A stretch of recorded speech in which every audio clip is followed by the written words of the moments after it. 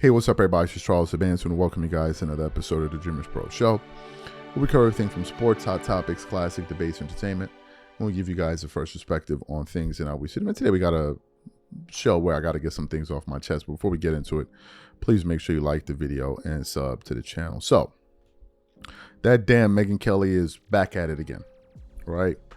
She's back at it again. As you guys know, we're quickly heading towards a vote to release the Epstein files. And the Trump administration is scrambling like a bunch of chickens with their heads cut off because they don't want these files to be released. And it's important to say that in order for these files to be released, you need both Democratic and Republican support for this votes to do this. And that's exactly what it seems like is taking place right now, right? But Megyn Kelly, being the weirdo that she normally is, she decided to say something that absolutely floored me. Megyn Kelly went on her show, and I kid you not, and she was up there trying to defend the president and Jeffrey Epstein. And in a move that may shock some people, may not, but may shock some, she was actually trying to humanize Epstein and say, well, it wasn't like as if he was doing this with 5-year-olds. I mean, they may have been 15-year-olds, but it wasn't, I mean, it was not as bad as a 5-year-old. And I'm like, is Megyn Kelly actually trying to defend Jeffrey Epstein and the president? For those of you who think I may be making this up, take a listen to this woman here. As for Epstein, I've said this before, but just as a reminder, I do know somebody very, very close to this case who is in a position to know virtually everything. Not everything, but virtually everything. And this person has told me from the start, years and years ago, that Jeffrey Epstein, in this person's view, was not a pedophile. This is this person's view, who was there for a lot of this, but that he was into the barely legal type. Like he liked 15-year-old girls.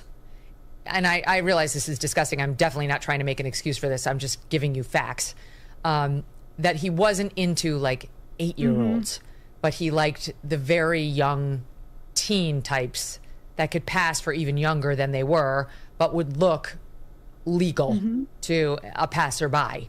And that is what I believed, and that was what I reliably was told for many years. And it wasn't until we heard from Pam Bondi that they had tens of thousands of videos of alleged, forgive me, they used to call it, now they call it child abuse material, on his computer, that for the first time I thought, oh no, he was an actual pedophile. I mean, only a pedophile gets off on young children videos. She's never clarified it. I don't know whether it's true. I have to be honest. I don't really trust Pam Bondi's word on the Epstein matters anymore. Yeah, so I don't know what's true about him, but we have yet to see anybody come forward and say, I was I was under 10. I was under 14 when I first came within his purview. Look, you can say that's a distinction without a difference. No, it's not. I think there is a difference. Yeah. There's a difference between a 15-year-old and a 5-year-old. So you heard her comments. These people have platforms, major platforms, and there are people that look at Megyn Kelly as a serious source of information.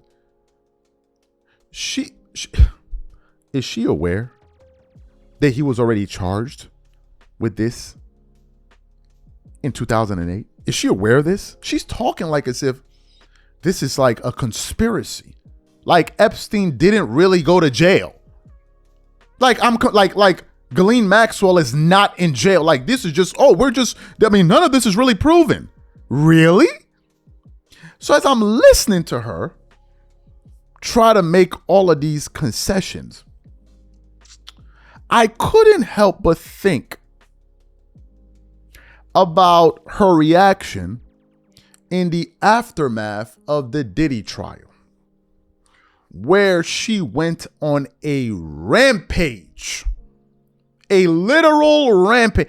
After a not guilty verdict on some of the more serious charges in that trial, she went on a rampage against Diddy and even the jury And even though Diddy was found not guilty on some of the extreme charges, it did not stop her from trashing him and not giving him the benefit of the doubt whatsoever.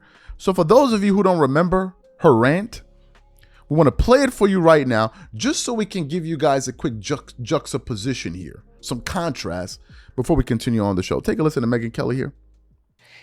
I'm so confused about, here's a little bit more. New York Times, with a touch of levity, the judge said he assumed Combs would not want to return to the Brooklyn jail where he has been held. Combs shook his head vigorously and put his hands together in prayer. Oh, it's all just so chummy inside the courtroom for this disgusting pervert female abuser who I can't believe is about to roam our streets again. I'm sorry, I'm disgusted by this verdict. This is fucking ridiculous. I just find it absolutely outrageous, the amount of crime that this guy just got away with. I believe he committed arson. He definitely battered Cassie. He battered Jane too. The statute of limitations for battery in Los Angeles, California is 1 year. 1 year. So if they didn't charge him for battery within 1 year, and they couldn't because he bought the tape and it remained hidden thanks to those security guards out there, then they could never charge him with that again. There's no question. He dragged her back into that hotel room. Why wasn't that kidnapping? They only talked about the kidnapping of Capricorn Clark, who was his sort of main assistant, because she said he grabbed her and made her go with him over to Kid Cudi's house. There's no question he broke into Kid Cudi's house, in my view, and that he opened up the Christmas presents and locked the door in and made a threat. There's no question in my mind he was behind the arson of Kid Cudi's car, and there was proof, plenty of proof to prove that. No, okay, there was female fingerprints they found on that, the firebomb that was left there, the Molotov cocktail.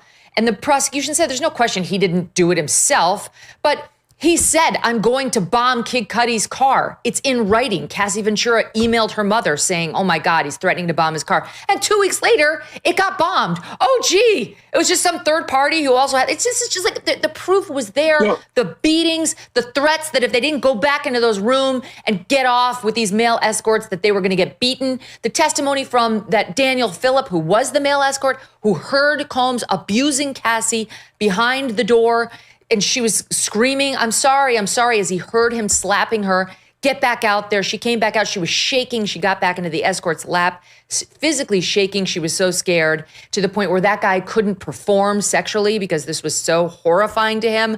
What in the actual F went on in there? So you heard Megyn Kelly in that clip. In this clip, she was outraged because of the women victims. She was fighting for women, right? And Diddy was a piece of doo-doo and a human scum and all of this and all of that. She's over there fighting for women, right?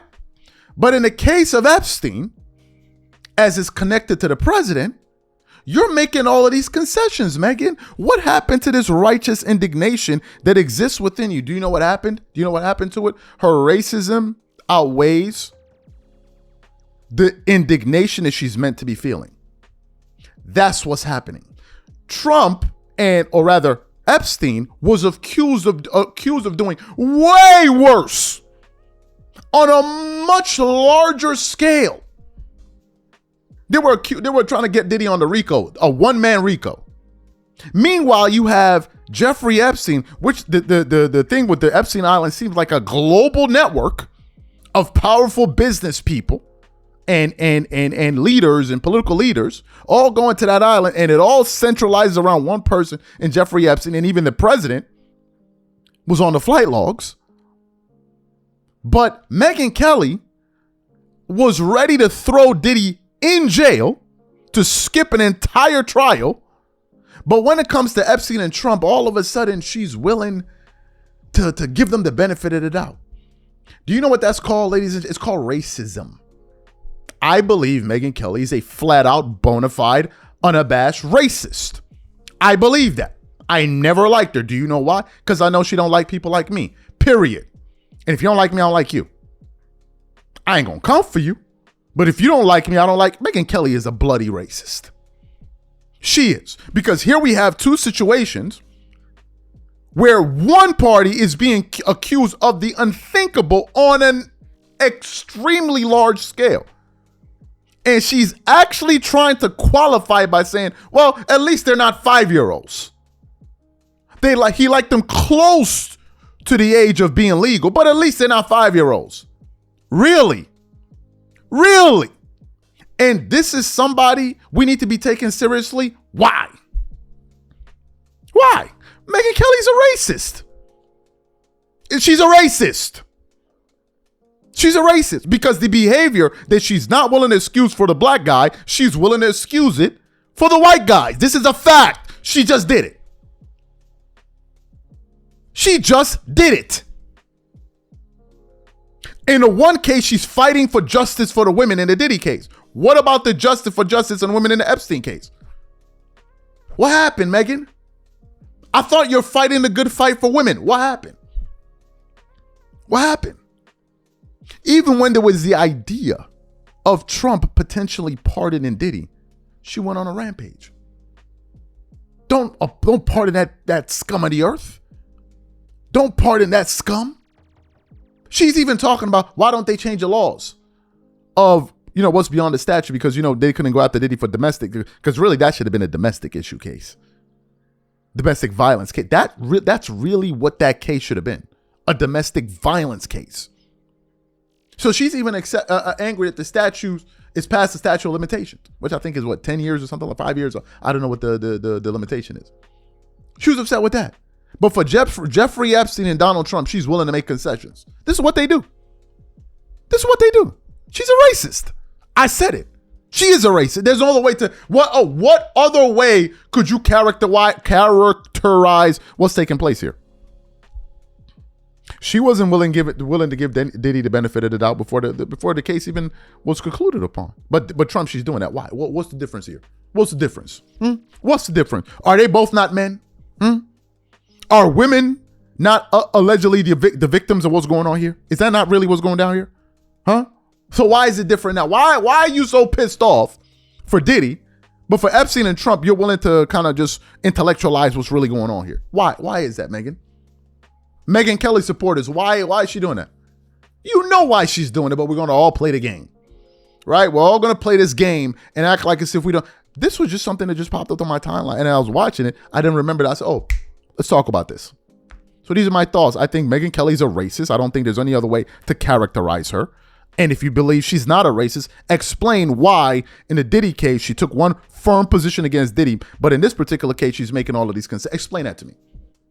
Explain it to me, please. All right? Because it's not like as if Jeffrey Epstein didn't go to jail and Ghislaine Maxwell's not in jail. So please help me understand it, the difference here. Please explain to me why there's a nuance that exists within her point of views when it comes to these two different cases. Please explain to me. I'll be happy to hear your explanation for this in the comments. Please let me know. Please let me know. Catch you on the next show. I'm out. And this is exactly what I feel. I don't care who feels the way. This is my opinion.